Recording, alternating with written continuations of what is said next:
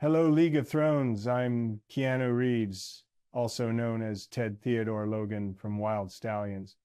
It feels weird being here without my good friend Bill, but I know he would join me in saying welcome to the debut week of the Throne Zone 2025 with Scott and Andy.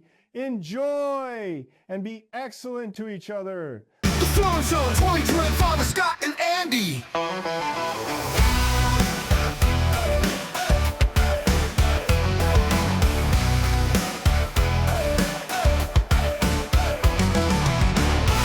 The Throne Zone 2025 with Scott and Andy. The Throne Zone 2025 with Scott and Andy.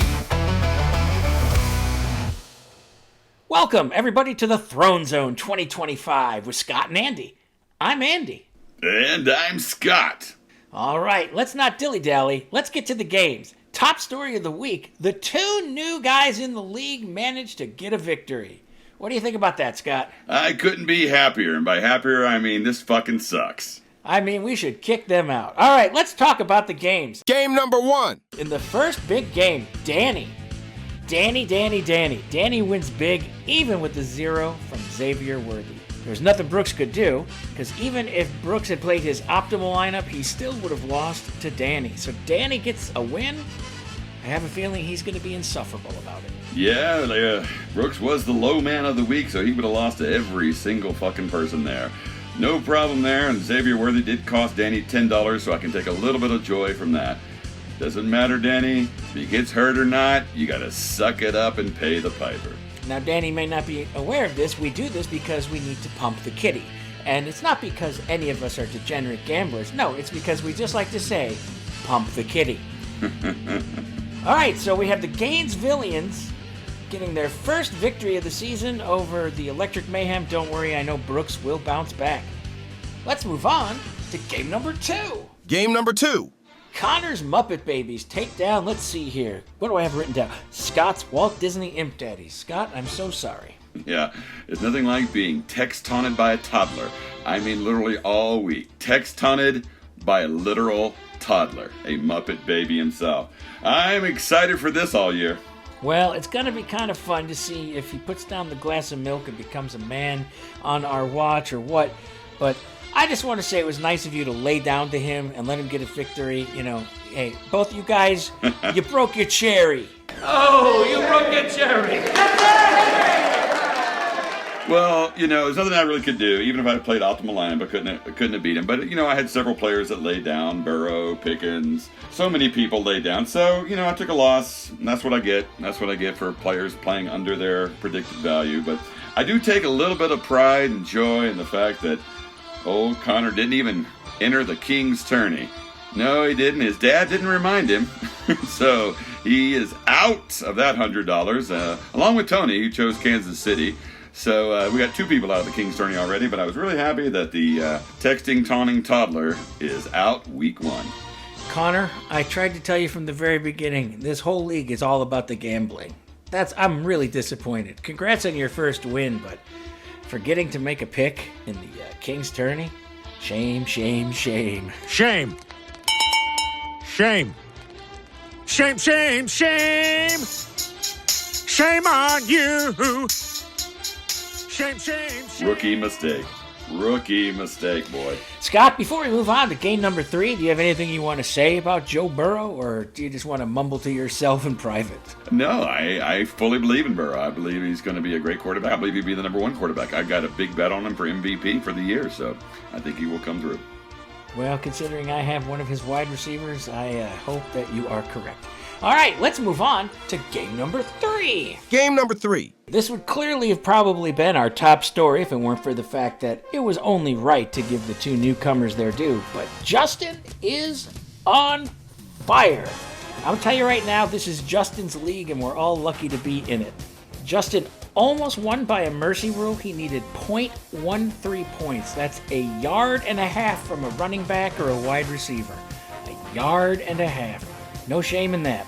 You got any thoughts there? Yeah, he barely had any percentages because he could have started really any other players to jump up there. He didn't have a full 100% on his MER percentage, but he had half of his points come from two players, Josh Allen and Derrick Henry. That had him over 74 points. That's almost half his points right there. So he was the literal high man, both in the draft and week number 1. It kind of continued. Yeah, as you were saying, he could have had 188 points if he would have started his optimal lineup. And again, he got to take advantage of that incredible Buffalo-Baltimore shootout. So, Justin, he's now the number 1 in the power rankings. He's number 1 in the point score. Again, it's Justin's league. We're all here lucky to be in it with him. Justin, I'm keeping your trophy warm for you. Yeah. I think the really only questionable move there was Tony having a little too much belief in his new Seattle Cooper Kupp. Only gave him 3.5 points. He should have gone, of course, with Pittman Jr. from Indianapolis, but as a Seattle homer for you. All right, let's move on to game number 4. Game number 4. Barstow and the bad guys met in what's going to probably be remembered by these guys all season. Barstow wins this game by less than 1 point. And if Caleb Williams had been a man and played like a man for the whole game, well, then I'm sure Jacob would be thrilled that his bad guys would have won. But instead, Barstow, last year's runner-up in the Khaleesi Bowl, they start their season off with a squeaker of a win, but it's a W nevertheless. Yeah, I think Jacob was let down. I don't think Caleb Williams was the problem. You like to blame it on the last guy playing, but it really wasn't the problem. He got over 24 points, so you can't really blame him. I think you can blame Nico Collins for getting 5.5, maybe Tyreek Hill for getting 8, but you can certainly blame that Baltimore defense getting -4 points. Why would you start Baltimore, or Buffalo for that matter, when those two head-to-head against each other? But that -4 points did cost bad guys the win. All right, Scott, I had that in my notes as well, but you didn't need to take a side swipe on the Buffalo defense considering I started them. But yeah, now prediction of things to come, Andrew. I will point out that the bad guys would have won if they had started their optimal lineup, but if both teams had started their optimal lineup, they would not have won. You know, that's a pretty good statistic, but I look at those sometimes and I would say, well, in retrospect, we could say that, but, would you really start this player over that player? I wouldn't have started any of those wide receivers over Nico Collins or Tyreek Hill, so I think it was just them letting him down. No, sometimes the optimal lineup is just a matter of if you got lucky. As we get to the next game, you're going to hear me make a few bitches about that kind of situation. So, knowing now that Barstow 1-0 and the bad guys, they're still looking for their first win, let's move on to game number 5. Game number 5. All right, game number 5. The most important takeaway in this is down goes the king. That tyrannical king, San Dimas Wild Stallions owner Andy Lurie, hey, that's me, takes a loss in week 1 to double trouble. It's almost like they're your arch nemesis. Well, they're my arch nemesis right now, I'll tell you that. I was outscored on my bench at every position except for kicker and defense, and that's only because I do not have a backup kicker or defense. And Scott, if I may take this news show as an opportunity to just bitch and moan about my own team, if you guys don't like it, start your own fucking show. That's what's going to happen to me every goddamn week. I've got a nice, thick roster, but I have no guaranteed starters every week, so I'm doomed. It's over. I don't know how to gamble.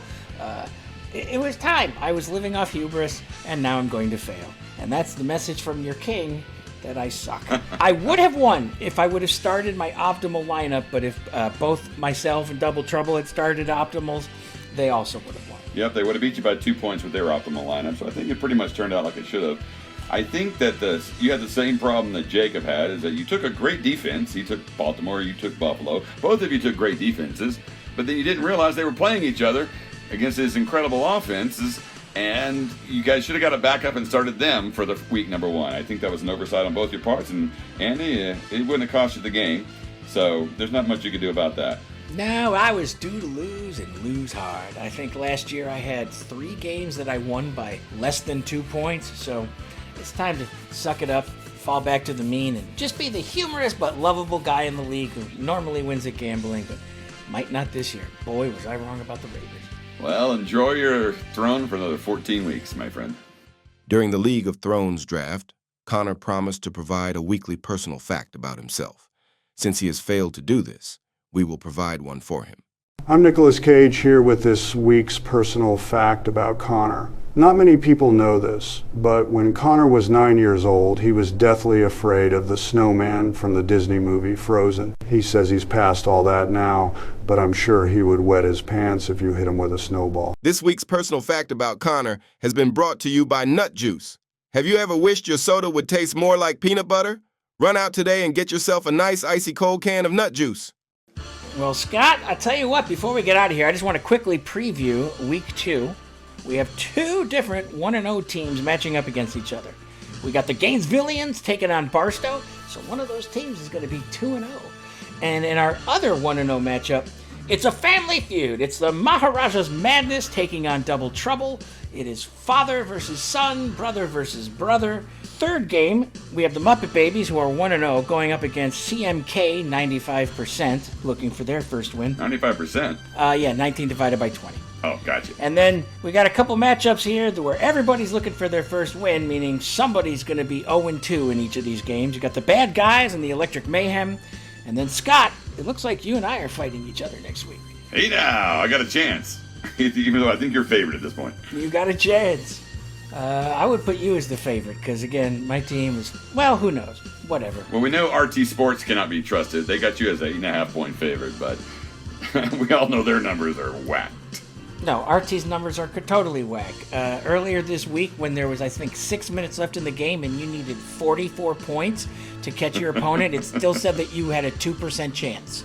So they were saying that 2% of the time you were going to get 44 points in the last 6 minutes of the game, which I'd have loved to have seen. I'd have watched that on a Madden game. All right. Listen, everybody, we just want to keep this quick. This is not a podcast. This is just a quick wrap-up every week of what's going on in the greatest fantasy league in all of fantasy football, the League of Thrones.